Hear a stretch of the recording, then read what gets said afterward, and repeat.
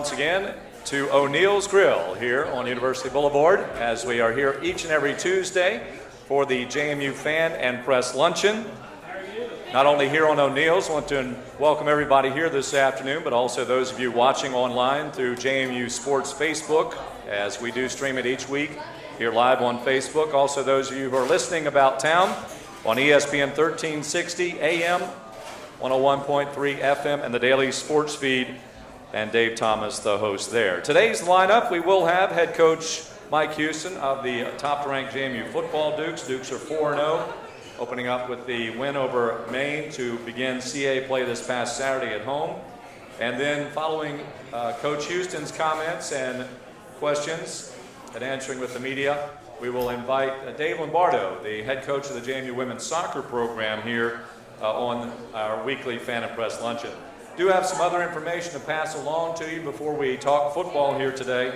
In general, the fall sports teams right now, yesterday, JMU volleyball improved to 11-0 with a three-game sweep of Elon in North Carolina. So 11-0, this is the 48th year of JMU volleyball, the first time the program can boast an 11-0 record. We had Coach Steinbrecher here a couple of weeks ago. With the 11-0 mark, that helps to bolster the overall winning percentage at JMU, 78%, 34 wins, 10 losses, and 2 ties among the fall sports programs. Coming up this week in home activity, to bring to your attention tomorrow night, the JMU men's soccer Dukes first home CA match against the Tribe of William and Mary. That's at 7 o'clock tomorrow evening. They're back at home on Saturday evening at 7 o'clock. That's alumni night. We'll have a lot of the JMU men's soccer alums back in Harrisonburg.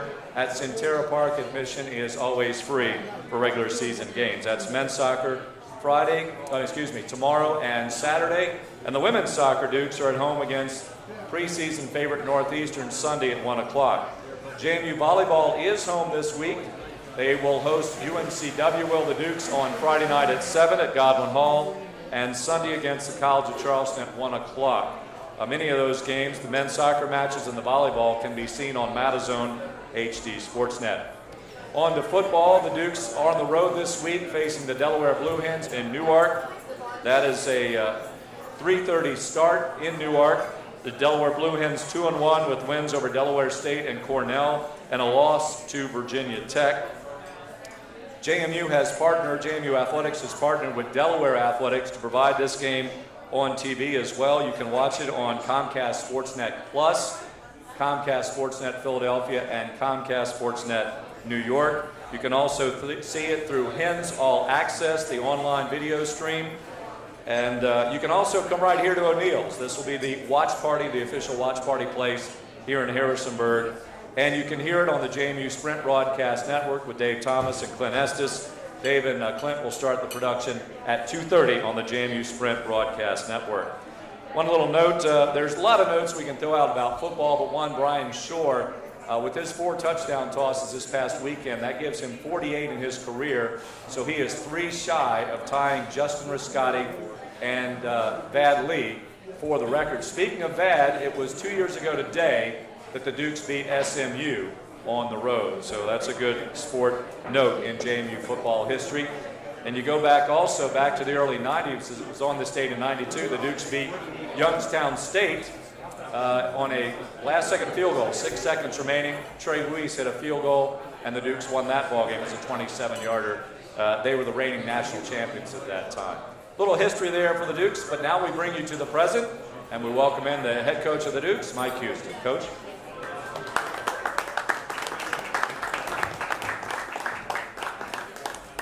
How's everybody doing? Thanks for coming back out this week to O'Neill's, and thanks a lot to Mo and Tim for hosting us again. So it was a great weekend for JMU football this past weekend, family weekend, and I think that everyone was pleased not only with the result of the game, but to have a sellout crowd and to have the enthusiasm and support of all of our alums and fans. And what a great weekend weather-wise it was. So it was really just a really, really good football weekend. And obviously very pleased with the way our team played this past weekend. I'll tell you, Maine was exactly what we thought that they would be coming into the ball game. And they were very well prepared, very well coached. I thought that their kids played very, very hard, played very physical, and certainly we were challenged greatly. And it was a great football game to watch if you're a fan sitting in the stands. And it was a little hairy if you're a coach on the sidelines, but we were pleased with how our team responded. For the first time this year, we found ourselves trailing there in the third quarter. And I thought our team showed a lot of resiliency with the way that they responded from that point on to the end of the ball game. So pleased to get the win, 1-0 in the CAA, and as anybody in this league knows, any weekend that you get a conference win is a good weekend, because this league, and looking around the league, it may be as much parity this year and as strong this year from top to bottom as it has ever been. With Rhode Island playing very, very well, with Elon playing very, very well, and then everyone else playing very well. It just looks like, it's going to be every single weekend. You've got to bring your A game if you want to win. So, but a great weekend for our guys, and had a chance to enjoy that a little bit, and then turn our focus to Delaware, who got a big road trip this coming weekend. Delaware's 2-1 on the year. They've got wins over Delaware State and Cornell. They have a tough road loss against Virginia Tech, which when you watch the film, they held Virginia Tech to well under 100 yards rushing. They had a couple of kicks, misfire there in the red zone. They gave up a special teams punt return. So all in all, offensively, defensively, a very, very close game there between Virginia Tech and Delaware, which I think says a lot about the strength of this Delaware team. So, we've got to have a great week of practice. I think we've got to improve. I think we are probably facing, again this week, the best team we've seen to this point so far this season. And I think we will need to have our best effort of the year to have a chance to win on Saturday in what I'm sure will be a hostile environment up in Delaware. So, all that being said, questions from the media about last week's game or this upcoming opponent? Coach Dave Thomas, ESPN Harrisburg, JD Sprint Broadcast Network. Let's go back to when you fell down, you were trailing in the third, and your offense went 3 and out. I made the statement at that point, I felt it was a good thing for your defense to get back out there because they probably had a chip on their shoulder. Seemed that might have been a turning point. Did they kind of have that chip on their shoulder attitude when they went back out there and they gave up the touchdown run? Yeah, we're ticked off we gave up the run. We misplayed. We misplayed, a fit right there, and anytime you're facing a running back of that caliber and you make mistakes, he's going to make you pay. And certainly Josh Mack made us pay right there. And he had a great game against us, and he was, we really put a lot of focus into trying to stop him. So our guys were, they were pretty ticked off about giving up the run because they know that, we can't make that mistake. So I was pleased with how we went back out. We got a stop. Not only did we get a stop, but we also created tremendous field position because our offense came back out and took over in plus territory, which I thought was a big boost and able to convert there on that drive to take the lead back. So, and from there on out, I think we had 3 straight 3 and outs by our defense after the touchdown run. So, really, really pleased with how they responded. Tommy Keeler, Northern Virginia Daily. Can you just talk a little about Kyrie Hawkins and kind of how he's progressed since he's got here and his kind of his leadership on defense? Well, I think I said it earlier in the year that, Kyrie and I had a talk last summer just about, I think he is one of the better football players on our team, and I really wanted him to kind of see some leadership of our defensive unit. And I think he's really taken that and ran with it, and it's a credit to him and his work ethic and his toughness. He was battling, it wasn't anything major, but, some minor injury stuff on Saturday, but you'd never know it. I knew it because I watched him. He pushes through it. And just the toughness that he brings from that standpoint of continuing to play at a high level no matter what. I think that's tremendous leadership for our young players on that side of football. Coach, we've seen a couple of freshman players like Percy and Ezra emerge over the past couple of weeks. I'm wondering when you're recruiting, obviously those 2 players are filling needs on your team at the time, but when you're recruiting, what qualities do you see in players that tell you these are guys that can step in immediately? Well, to be honest, you don't know exactly that they can step in immediately until you get them in camp. You think some guys can, but until you get them out there and you get them practicing against college competition, you just don't know for sure. Our big thing is we put a lot of stock in the film evaluation. And I know, the camps are great, and it's great to see guys run in person. It's great to watch them work out in person.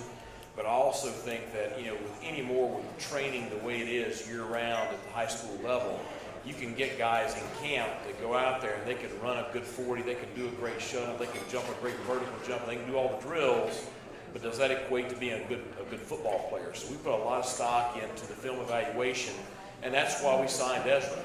Ezra was a late guy for us as far as an offer, and it was purely off of film evaluation and his high school football coach's recommendation that we decided, to pull the trigger and offer him late. And certainly we are fortunate and excited that we did that. Greg Medea, DNR, I think 13 or 14 different guys have caught passes for you, Right. for you this year. Is that by design to spread the ball around as much as you have this year? Yeah, I think you look even at last year.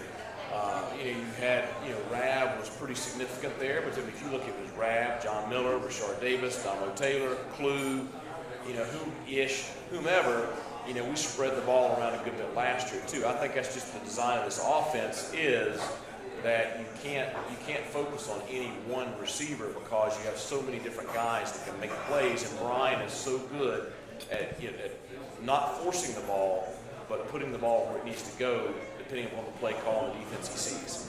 I say, you being a defensive guy, how tough would that be to defend just based on knowing that you can't really match up, double team one guy? No, and you combine that with our running game, and it forces you to defend the entire field horizontally and vertically, and that's the challenge, because it's going to force you into more one-on-one matchups anytime you can do that. And you have guys that can make plays in one-on-one matchups, then that's when you see production. So we'll see how much that matters this weekend, because we're facing by far the best defense we've seen all year this weekend. Coach, sort of springboarding off of David's question and Greg's as well about your receivers and being young, oftentimes they don't know how to attack the ball in the air. Klusterman's catch, David Eldridge's catch, they attack the ball. Are your younger guys learning to go get the ball instead of waiting on it to come to them?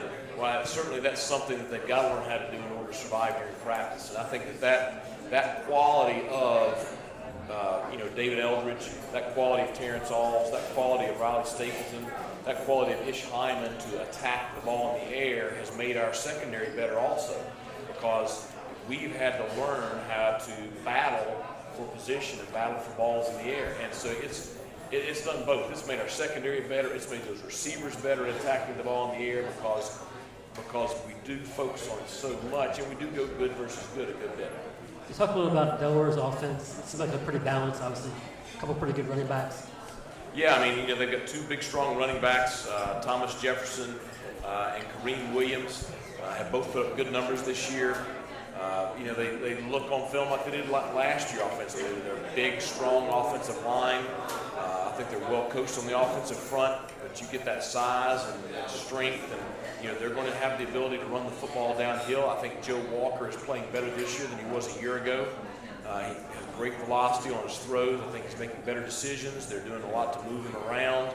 And I think that not only do you have Cherry, who was a solid receiver for him last year, but you've got Jamie Jarman, who has come on and has really become a big play threat for him. So I think that he's got a lot of tools right there, and I think they're going to challenge us both with the run game and with the play action stuff off the run on Saturday. Coach, you do a pretty good job of keeping to the same routine, whether it's home or away, but what are some of the challenges that playing a road game, especially in the CAA, presents to your team? Well, I think the challenge of the routine, outside of the bus ride, which we'll just start our day a little bit earlier than usual. So, but our guys are used to that, so it won't be any different than it was in East Carolina. I think that you're facing a quality opponent. You're at their place. Delaware has a rich tradition, 6 national championships. They have a very active following of alumni, much like we do. So it'll be an environment where it'll be a challenging environment. It'll be a quality opponent, and it'll be somewhere where we'll really have to play well in order to have a chance. Defensively, how much are they doing that I guess Richmond did last year with that whole staff going over? They've changed a good bit. And, they're more of a 3-4 instead of the 4-down stuff that Richmond has traditionally done. I think a lot of that comes from the fact that, the Richmond staff last year, continued on Coach Trott's scheme, whereas, now I think this is probably more of Chris Kosh and Coach Rocco's, what they really want to do up there at Delaware. I think they probably, and you've heard Coach Rocco talk about their personnel fits the scheme better than a 4-down scheme. But they're playing at a very high level. They are big and strong up front and very powerful. Those 2 inside linebackers are extremely active and just very talented players, probably 2 of the better linebackers in the league. Their secondary, virtually all of them started last year, so they're older players with a lot of experience, they're quality players. So you got a combination of older, experienced players that know what they're doing, playing real well together, and that's always a recipe for success. Coach, you've seen 3-4 a couple of times this year. How is Delaware's different? I mean, obviously the personnel is probably going to be a little stronger, but did they do anything differently than what you've seen already? Well, I mean, they play a little more of a read front with their D linemen, which is different. It's got something you got to prepare for. I think that their linebackers are extremely active and really play downhill. And I think they're doing a good job of not only playing the 3 down, but also mixing in pressures to put a lot of stress on people. So I think that every team's going to be different. There's wrinkles this week that are different from things that you saw in the past, and that'll be the challenge. Give a little bit of an injury update on Jaron Butler. I know he was on crutches within the game last week. I don't know a whole lot on Jaron just yet. He's being evaluated today, so we should know more later on in the week. Just was wondering, on Saturday night, did you happen to catch Elon Richmond and how that ended? And I guess, how did that prove your point that you made a week ago about this is a tough conference? It is. And, I was not able to watch the end of it, but certainly caught the highlights and the recap, and I think that's exactly what we're talking about. Coach Signetti has done a great job coming in there in his first year and obviously changing the culture. Not only the win over Richmond last week, but he has a quality win over Furman. They have 3 wins already on the season, so he's got things turned around there pretty quickly. And what it looks like to me is every single week this year we're gonna be faced with a team that we're gonna have to play at our best in order to have a chance to win. Coach, how does having Jeremiah McBride and Harry O'Kelly both capable to punt, available to punt, how does that aid your special teams and maybe keep the return team off balance a little bit? Well, I think it's great to have both those guys available, and both of them have done a really good job for us so far this year. And both of them have different strengths. I thought Harry was a significant factor in the ball game Saturday. When you talk about the 63-yard punt that completely flipped the field over, we got a 3 and out, and our offense takes over in plus territory. That's a significant change from where we were backed up offensively, having to punt, basically almost out of our end zone. So, Harry and, the 2 balls that were down inside the 10, those were significant plays because all of a sudden that gives Maine a long field. So I think Harry was a significant impact Saturday, and certainly we're glad to have he and Jeremiah both. Coach, there's always the game within the game of football, of course, and many sports. And how much dictation, knowing how well the defense is playing, may help Donnie Kirkpatrick as the offensive coordinator call his game? Well, I think that game Saturday, obviously by halftime, it turned into one where, we're relying on field position and good defense and getting our offense quality field position. I think it allows us to be a little more, not pressing to have to make the big play right now, being patient enough to really get downhill and run the football, which I thought that really showed up in the latter half of the third quarter and the fourth quarter, where I thought that, our depth and our endurance kind of wore down the main defense, and so you saw some runs start to pop, which that's what we talked about would happen on the day. So I think it's like we talked about a lot before, all 3 phases work together, and if you're facing a quality football team, which this is what happened at North Dakota State, this is what happened against Youngstown State, this is what happened against Villanova last year. If you're facing a quality football team, you've got to have all 3 phases operating together in order to produce a win. You do have a bevy of running backs. Marcus Marshall was the workhorse early, seemed maybe the most experienced and the most ready to help to probe, if you would, and learn a little bit about defensively. Was that by design, or Because in the end, you end up with quite a chunk of offense late in the game with fresher legs. Well, we wanted to be able to run the football, early on in that ball game. And certainly, Marcus and Taylor got a lot of the carries early just from the fact that Trey had missed a lot of practice last week. There were a lot of things last week that he just had not done in practice. I think this week you'll see us use all three. But certainly we want to be a balanced offense, which we were on Saturday. We want to be able to run the football effectively. We want to be able to throw the football effectively, and we want the two to work in conjunction. Coach, you talked a lot about being the most physical team on the field and the most physical at point of contact, but the mental aspect of it, and you're using a significant number of younger players who might not have had to have that mental sharpness before. Are you seeing them grow stronger, and how did Saturday's contest, where it was a tighter game, help them kind of hone in their mental strength? Well, I think number one, if they have not exhibited a certain amount of mental toughness, they wouldn't be on the field for us. And that's just a fact. That's the culture of our program. And if you're not in line with the way we do things and the way we approach things, the way we play, then you don't play. But I thought that, that game Saturday was good for those young guys because, you had the East Carolina game, which was close for a while, that we really pulled away in the second half. And then, the next two games maybe were a little more, where the game was kind of in hand by halftime. So I think it's good for those young guys to get that playing time and playing experience there in a really, really tight ball game where, Liam Fernadel, he's thrown in there where, we're behind. And all of a sudden he's taking reps against a really good defensive line. So you cannot simulate that work, because you can never get that in practice no matter how hard you push them. So those experiences will help those guys down the road, because the next time they get in that situation, they'll be a little more confident, a little more calm, a little more prepared.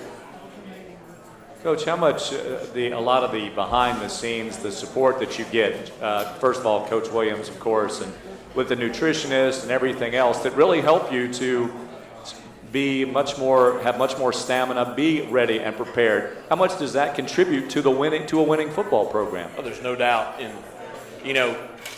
John takes a lot of pride in the preparation of our team, not only from a strength and conditioning standpoint, which he does a phenomenal job, and I think he is the best there is in the industry.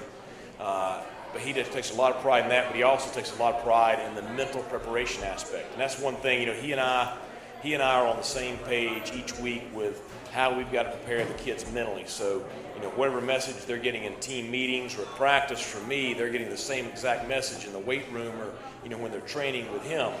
But that is, to me, that is invaluable. That has got to be one of the top priorities for you as a head football coach, is having the right guy in that position. And then he also does a great job of working with Courtney and the nutrition staff, as far as making sure that our meals late in the week that we're providing for the kids have the right diet for them to prepare them for what they got to go out and do on Saturday. He works very closely with Geronimo and our athletic training staff to make sure that, we're progressing kids along and getting them back out on the field prepared to play on Saturday. So, that whole aspect of it is such a huge facet that I think is, again, another strength of ours here at JMU, because I think we have quality people in those positions. Obviously, last week was an extremely emotional week, not only for the football program, but for the JMU community as a whole. And I'm not asking to go into detail, but how did you address those things, obviously with Trey, with Carden, and with Dr. Carrier? What was some of the maybe superficial messages that you give to the team in a week of that circumstance? Well, the big thing we talked about is the way we are, the family that we are in that locker room, in that team meeting room, and how, we rally around family just like, your biological family does. And so whether it's, Trey and what he's going through, or Carden and what he's dealing with, Trey was back with us at the end of the week, but even when he wasn't with us, we're constantly in communication. Coaches are in communication, players are in communication, same thing with Carden. I was able to share with them what I felt Dr. Carrier's contributions were to giving us what we have at JMU today. So it's just like you do at your dinner table in the evening with your family. You sit and you talk about things honestly, and you have conversations, and you care about each other. And I think that's, again, I've said it many times, that is the strength of this team. And I think we all saw it, just like in the locker room after the Norfolk State game. there was a huge celebration this week when Trey Sharp gets up and leads our team in the fight song after the win. So, this is a special bunch of kids, and they've bought into the whole, we're going to do this thing together, we're going to care about each other, and I think that goes a long ways towards why we play the way we do on game day. Any other questions?